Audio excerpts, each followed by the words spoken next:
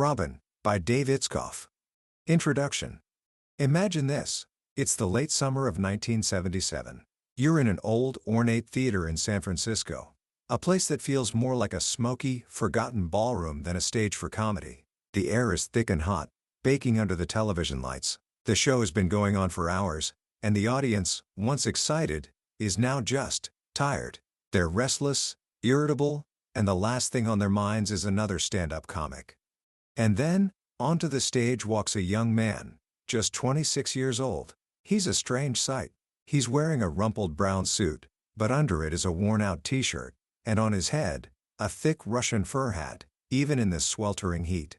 A wide, earnest smile spreads across his sweaty face. He approaches the microphone and, in a heavy Russian accent, says, "Thank you for the clap. Thank you very much." And the room explodes. The exhausted, irritable crowd is suddenly roaring with laughter. In a single moment, this strange young man has captured them completely. For the next few minutes, he isn't one man. He's a whirlwind of characters. 1 second, he's a nervous Soviet comedian desperate for approval. The next, he's a stoned Superman flying backward. The next, the contorted Quasimodo from an old black and white film. He barely pauses, sweat soaking through his clothes, transforming from one identity to the next until, at the end of his act, every single person in that once tired audience is on their feet, cheering for more. And as the applause thunders through the hall, they all ask themselves the same question. Who was he? That young man was Robin Williams, and that question would follow him for the rest of his life. Today, we're diving into the biography Robin by Dave Itzkoff, a book that explores the brilliant, complex, and often paradoxical life of one of the most beloved performers the world has ever known. This isn't just a story about a famous comedian. It's a profound look at the nature of genius, the deep ache of loneliness, and the constant battle between the mask we show the world and the person we truly are. By the end of our time together, you'll understand the incredible highs and heartbreaking lows that shape this once-in-a-generation talent, and you'll discover the powerful lesson that sometimes, the people who make us laugh the most are the ones who are fighting the hardest battles within. Book summary. So, who was he? To understand the whirlwind of energy that was Robin Williams, you have to go back to a place of profound quiet. A giant, 40-room mansion in a wealthy suburb of Detroit. A place so big and empty that its silence echoed through the halls. He grew up in immense luxury, yet he would later describe his childhood as deeply lonely. He called himself an only child, even though he had 2 half-brothers he loved dearly. He was surrounded by wealth, but rarely admitted his family was rich. From the very beginning, his life was a collection of paradoxes. His father, Rob, was a stern, practical, high-ranking executive at the Ford Motor Company, a man Robin looked up to with a mixture of awe and fear, nicknaming him Lord Posh. Rob's approval was a currency Robin would seek his entire life, and it was rarely given. His mother, Lori, was the complete opposite. A vibrant, free-spirited Southern belle who loved to make her son laugh with silly poems and practical jokes, like pretending to sneeze a rubber band out of her nose. Robin later said, "The craziness comes from my mother. The discipline comes from my dad." He was the perfect blend of 2 completely different worlds. But with his father often away on business and his mother busy with social events, young Robin spent countless hours by himself. His sanctuary was the attic, a vast space that spanned the entire top floor of the house. This attic became his kingdom. It was here that he commanded an army of thousands of toy soldiers, giving each one a unique voice and personality as he staged epic battles across the floorboards. And it was here that he would hold a tape recorder up to the television set, capturing the routines of his favorite comedians, especially a deadpan genius named Jonathan Winters. He would listen to those tapes for hours, mastering the voices, the timing, the rhythm, not just telling jokes, but studying the science of laughter. The attic was the playground of his mind, a place where his imagination could run wild. But it was also, as the book tells us, a terribly lonely refuge. This profound sense of solitude, this feeling of being an observer watching the world from a distance, would follow him for the rest of his life. It was the engine that drove him to perform, but it was also the source of a deep, persistent ache. As he himself would later explain, what drives you to perform is the need for that primal connection. I learned that by being entertaining, you make a connection with another person. He spent his childhood trying to make his mother laugh, and in doing so, he discovered the fundamental formula of his life: performance equals connection. This need became a survival tactic when his family moved from one city to another, forcing him to attend 6 different schools in 8 years. He was always the new kid, an outsider trying to find his place. When he was bullied in middle school, he discovered that humor was a shield. "I started telling jokes in the 7th grade as a way to keep from getting the shit kicked out of me," he said. He learned to turn his anxiety into an act, a performance that could disarm his attackers and win over his classmates. When it came time for college, he enrolled at Claremont Men's College, intending to study political science to please his father. But on an impulse, he signed up for an improvisational theater class, and after the very first day, he was hooked. Improv was the perfect art form for his restless mind. It had rules, but within those rules was infinite freedom. He and his classmates formed a group called Karma Pi, and it didn't take long for everyone to realize that Robin was on a completely different level. One friend said, "I used to say I knew him for 6 months before I found out what his real voice was. He was a blur of accents, characters, and manic energy." But this newfound passion came at a cost. He was flunking all of his other classes. When his father found out, he was furious and pulled him out of the school. "It's fine to have a dream," his father told him, "but you'd better learn a skill, like welding, just in case." And he wasn't joking. He actually made Robin sign up for a welding class. Robin went to one class, but when the instructor warned that you could accidentally blind yourself, he never went back. His dream was acting, and he wouldn't let it go. He enrolled in the drama program at the College of Marin, a local community college, and for the first time, he found a mentor who understood him, a former Marine drill instructor named James Dunn. Dunn ran his theater department like a boot camp, demanding discipline and precision, and Robin thrived under the structure. Here, he wasn't just the funny guy. He learned the craft of acting, playing classic roles in Shakespeare and Oscar Wilde. He was still broke, constantly borrowing $5 from his classmates, but he was honing his skills. His talent was so undeniable that Dunn recommended him for an audition at the most prestigious drama school in the country, the Juilliard School in New York. Robin got in, with a full scholarship, but Juilliard was a shock. He arrived in 1973, a California kid in Hawaiian shirts suddenly dropped into the gritty, competitive world of New York City and its most elite acting conservatory. The school's rigid, classical approach clashed with his wild, improvisational style. His instructors didn't know what to make of him. One told him his performances were self-indulgent, like peeing in corduroy pants. "You feel fabulous.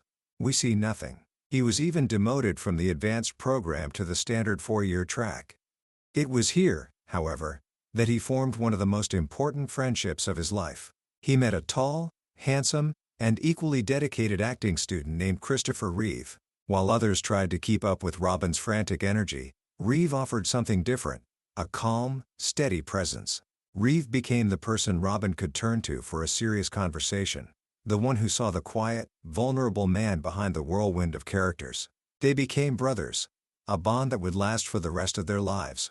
But even with that friendship, Robin struggled. During his first Christmas in New York, unable to afford a ticket home, he found himself completely alone in the cold, empty city. He had what he later described as a mental breakdown, sobbing for 2 days straight until he hit rock bottom. It was a terrifying experience, but also a turning point. He realized he had a choice: give up or keep going. He chose to keep going. To make extra money and scratch his performance itch, he started working as a street mime in Central Park with a friend. Dressed in striped shirts and rainbow suspenders, they performed for unsuspecting, and sometimes hostile, crowds. One day, a person in an apartment building poured a bucket of water on his head. He described the feeling as like getting slapped in the face, a small but painful lesson in the vulnerability of performance. After nearly 3 years, Robin and the Juilliard faculty mutually agreed that he should leave. The classical training wasn't what he needed. It was time to go home to San Francisco and figure out what was next. He returned to the Bay Area in 1976, heartbroken from a recent breakup and living with his parents. He was depressed and adrift, and the only place he found salvation was on the stage. But this time, it wasn't Shakespeare. He started showing up at comedy clubs, places like the Holy City Zoo, a tiny beer-stained dive bar that was the heart of San Francisco's burgeoning stand-up scene. Here, He wasn't trying on characters for a play. He was building them from scratch, night after night. He developed a style that was completely different from anyone else's. He didn't tell traditional jokes with setups and punchlines. He riffed, creating a stream of consciousness storm of accents, characters, and ideas. He took inspiration from local comics and from his hero, Richard Pryor, who he would watch at the Comedy Store, marveling at how Pryor could turn his deepest pain into profound, transformative comedy. Robin quickly became the most exciting act in the city. Other comedians were in awe of him. Mark Pitta, a fellow comic, said, "The first time I did improv with him, I couldn't keep up. I turned out to be his audience, on stage. But off stage, he was a different person. He was quiet, shy, and hard to get to know. As one colleague put it, he was either very quiet, or he was in a monologue. There was really no discussion."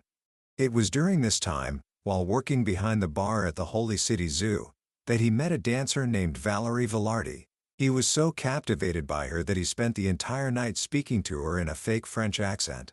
Valerie, charmed and amused, played along, and they soon fell in love. She became a crucial partner in his life, helping him catalog his material and even acting as an audience plant in his early shows, shouting, "Robin, what's going on in your head?"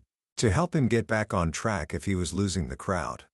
It was Valerie who encouraged him to move to Los Angeles, the epicenter of the entertainment world. When he arrived in LA in the fall of 1976, word spread like wildfire through the comedy community. He was an instant phenomenon at legendary clubs like the Improv and the Comedy Store. David Letterman, then an up-and-coming comic himself, recalled watching Robin's act with a mix of awe and terror.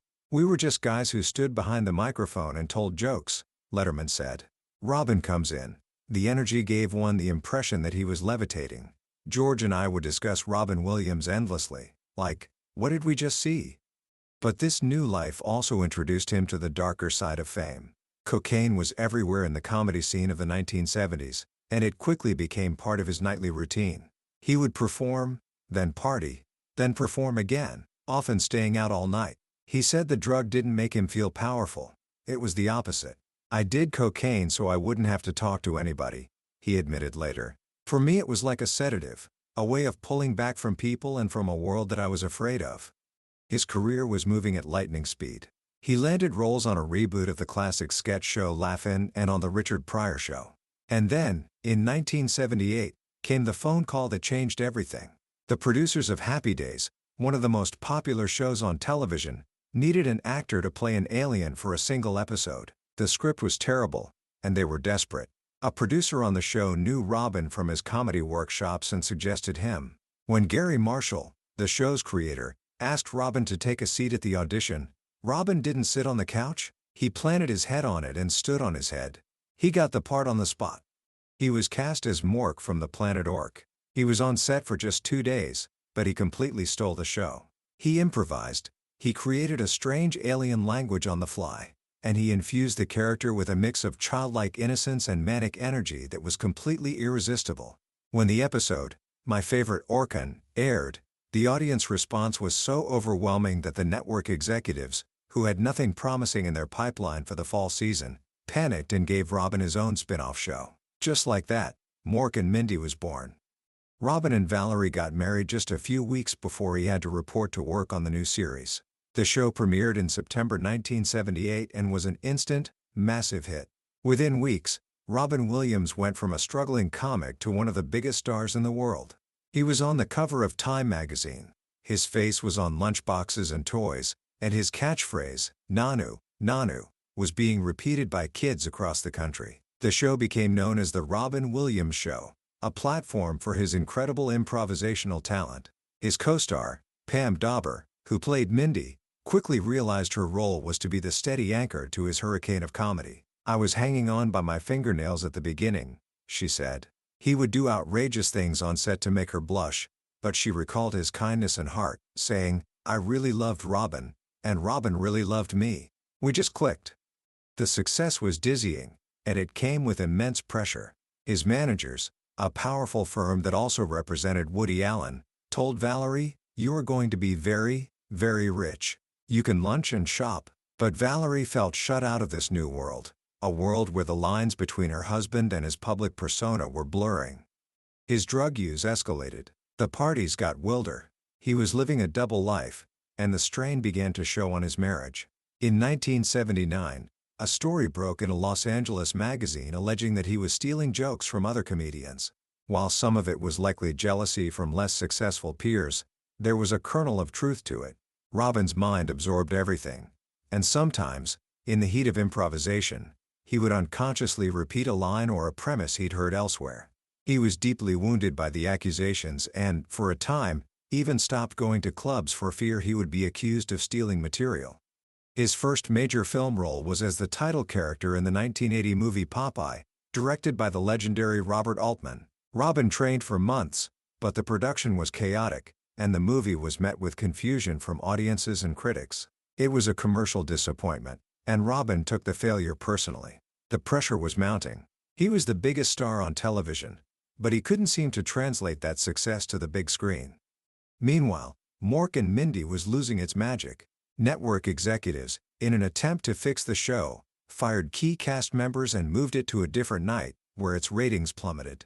Robin felt the show was losing its heart, becoming a shallow caricature of what it once was. He was losing control of his own creation. Then, on March 5, 1982, came the event that served as a terrifying wake-up call. His friend, the comedian John Belushi, died of a drug overdose at the Chateau Marmont in Los Angeles. Robin had been with Belushi just hours before he died, in the very same bungalow. He saw the disheveled room, the empty bottles, and the woman who would administer the fatal dose, and he felt deeply uncomfortable. He left, but the experience shook him to his core. He saw a dark reflection of his own life in Belushi's death. It was like, "Look at you, you little frail motherfucker," he said later. "It wises your ass up really quick."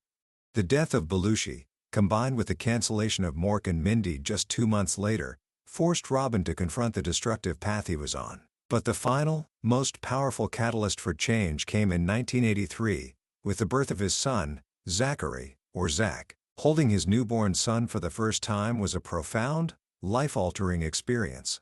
As he would later write to Zach, suddenly there was a focus, a meaning, a continuity. "You opened your eyes, and mine." He decided to get sober. He quit cocaine and alcohol cold turkey, without rehab or a 12-step program. Fatherhood became his new anchor. He was determined to be a present and loving father, a role that he would cherish for the rest of his life.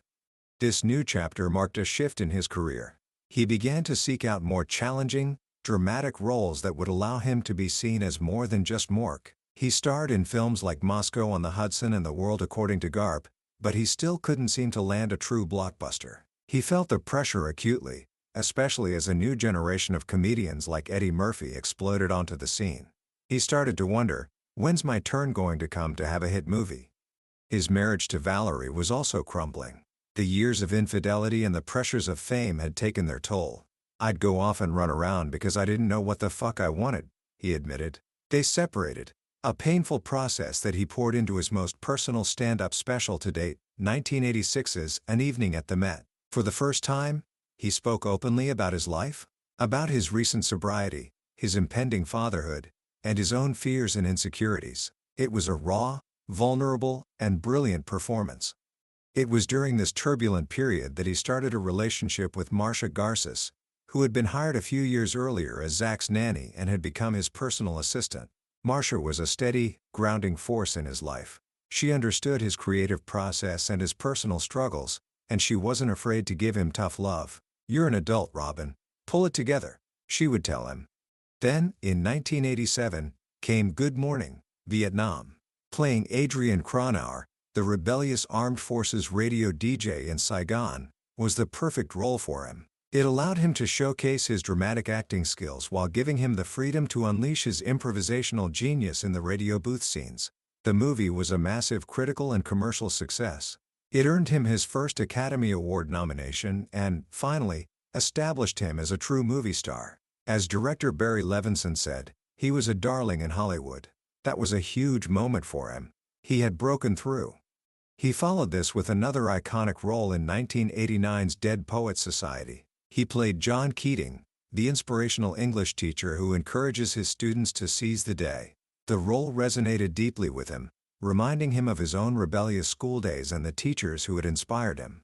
The film was another huge hit and earned him his second Oscar nomination. The image of his students standing on their desks and proclaiming, "Oh Captain, my Captain," became an indelible moment in cinema history. He and Marcia married in 1989, and she became not just his wife, but his producing partner. Together, they formed a production company called Blue Wolf, and Marcia took an active role in shaping his career, steering him toward more meaningful projects. She was, as he said, the one who makes my heart sing. They had 2 children together, a daughter, Zelda, born in 1989, and a son, Cody, born in 1991. The 1990s were a whirlwind of iconic roles. He earned his 3rd Oscar nomination for The Fisher King, playing a homeless man haunted by tragedy. He became the unforgettable voice of the genie in Disney's Aladdin, a role that was so perfectly suited to his talents that it felt like animation was the only medium that could truly keep up with him. And in 1993, he starred in Mrs. Doubtfire, a project Marcia had championed, playing a divorced father who disguises himself as a Scottish nanny to be closer to his children. The film was a massive success, becoming the highest-grossing movie of his career up to that point. But for all his success, he still felt like an outsider in Hollywood. He longed for the one prize that would finally validate him as a serious actor, an Academy Award. In 1997, he took a supporting role in a small film written by 2 unknown young actors, Matt Damon and Ben Affleck. The film was Good Will Hunting. He played Sean McGuire, a therapist from South Boston who helps a troubled young math genius confront his past. It was a quiet, subtle, and deeply moving performance. On March 23, 1998, after 3 previous nominations, Robin Williams finally won the Oscar for Best Supporting Actor. As he stood on the stage, holding the golden statuette, he looked up and said, "Most of all, I want to thank my father, up there. The man who, when I said I wanted to be an actor, he said, 'Wonderful, just have a backup profession like welding.'" It was a moment of pure, unadulterated triumph. But the years that followed were a series of ups and downs. He starred in a string of sentimental, critically panned films like Patch Adams and Bicentennial Man, which led critics to accuse him of becoming soft and schmaltzy. He seemed trapped by his own success, unable to break free from the compassionate caregiver roles he had become known for. In the early 2000s, he took a sharp turn, starring in a triptych of evil, 3 dark, unsettling thrillers, 1 Hour Photo, Death to Smoochie, and Insomnia. He wanted to show the world a different side of himself, to prove that he could be more than just the warm, funny guy. The roles were critically acclaimed, but they didn't lead to a career resurgence. And then, in 2004, while filming in Alaska, the darkness he had been exploring on screen began to creep back into his own life. After 20 years of sobriety, he started drinking again. "One day I walked into a store and saw a little bottle of Jack Daniels," he recalled. "And then that voice, I call it the lower power, goes, 'Hey, just a taste, just one.' I drank it, and there was that brief moment of, oh, I'm okay." But it wasn't just one. Within a week, he was buying bottles again. The relapse was devastating. It was followed by the deaths of 2 of his closest friends, Christopher Reeve in 2004 and Richard Pryor in 2005. He felt lost and afraid. "It's fearfulness and anxiety," he said, explaining his drinking.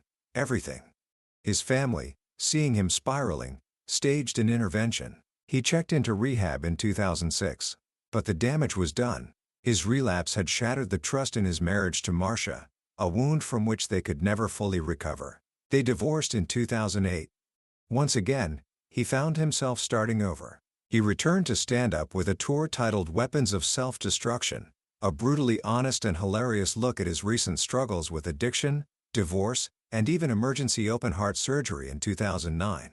In 2011, he married for a 3rd time, to a graphic designer named Susan Schneider.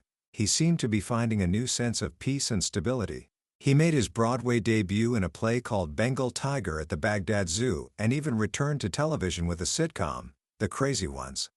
But something was wrong. Starting in late 2013, he began experiencing a strange and terrifying parade of symptoms. He had stomach cramps, vision problems, and a tremor in his left hand. His voice weakened. his posture stooped, and he began to have trouble remembering his lines, a devastating blow for an actor whose mind had always been his greatest tool. He was losing weight and suffering from severe anxiety and paranoia. His friends and family were deeply concerned. Pam Dauber, who reunited with him for an episode of The Crazy Ones, said, "I thought, something's wrong. He's flat. He's lost the spark. I don't know what it is." During the filming of his final movie, Night at the Museum, Secret of the Tomb, he would sob in his makeup artist's arms at the end of each day. He once confessed to her, with tears in his eyes, "I don't know how to be funny anymore." In May of 2014, he was given a diagnosis, Parkinson's disease. It was a devastating blow, a confirmation of his deepest fears that he was losing control of his body and his mind. As his friend Billy Crystal said, "I never heard him afraid like that before. This was the boldest comedian I ever met, but this was just a scared man." He became increasingly isolated, convinced he was letting everyone down. On the morning of August 11, 2014, at his home in Tiburon, California, Robin Williams died by suicide. He was 63 years old. The world was heartbroken. The news felt impossible. How could the man who brought so much joy to so many be in such private pain? It was only after his death that the full story came to light. An autopsy revealed that he hadn't just been suffering from Parkinson's. He had a severe case of diffuse Lewy body dementia, an aggressive, incurable brain disease that causes fluctuations in mental state, hallucinations, and a rapid decline in motor and cognitive function. As his wife, Susan, would later say, "It was not depression that killed Robin. Robin was losing his mind and he was aware of it. The brilliant mind that had been his greatest gift had, in the end, become his greatest betrayer." Commentary. The life of Robin Williams, as so powerfully chronicled by Dave Itzkoff, is a story that stays with you. It's a story about the staggering heights of creative genius and the crushing depths of human suffering. But if there's one single profound lesson that we can take away from his journey, it is this: the people who shine the brightest are often the ones who have known the deepest darkness. Robin's entire life was a search for connection. From that lonely attic in Detroit to the biggest stages in the world, his comedy was never just about getting a laugh. It was about reaching through the void and making someone, anyone, feel less alone. He wore 1,000 masks, not to hide, but to connect. He became a Russian comedian, an alien from Ork, a Scottish nanny. Also, he could find different ways to say, "I see you. You're not alone." He gave so much of himself to his audience, to the troops overseas, to his friends in need. He was a fountain of generosity and light. And yet, that same sensitivity that made him so brilliant also made him incredibly vulnerable. He felt everything so deeply, the joy, the laughter, but also the pain, the fear, and the loneliness. He battled addictions, depression, and in his final years, a terrifying disease that sought to strip him of his very essence. His story is a powerful, and at times painful, reminder that the mask of comedy can often hide a world of struggle. It teaches us to look at the people around us, especially the ones who seem to be the strongest and the happiest, with a little more compassion, a little more kindness. So, what can we do with this story? How can we honor the life of a man who gave so much? First, we can embrace our own little spark of madness, as he once put it.